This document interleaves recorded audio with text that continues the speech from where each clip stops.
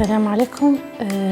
اسمي محفوظة موسى، من الصحراء الغربية، عايشة هنا في نبارة عدلي تقريبا 8 سنوات. عندي أولادي 2، الكبيرة في كاستيانو وبلي الصغير في وسكارة، موديل وسكارة.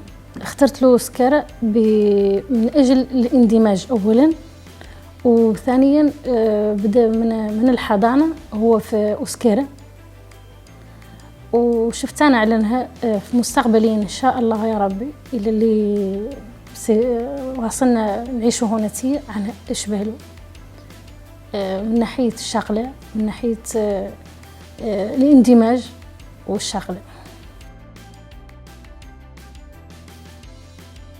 تجربتي مع ولي الصغير في وسكارة أهمية،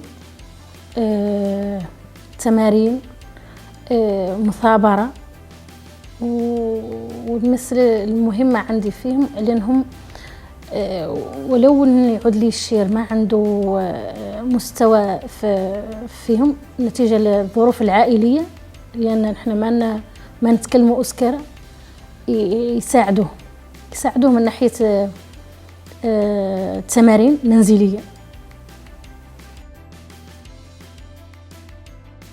نقول للجانب بالخصوص العربيين اللي زاد يتكلموا باللغة العربية، منهم صحراويين، جزائريين، سوريين، مصريين، مغاربة،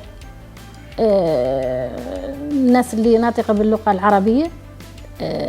من بعد تجربتي أنا عنها أشبه للاندماج للي هي يواصل العيشة هون في نبارة، يواصل حياتهم في نبارة إن شاء الله يا ربي.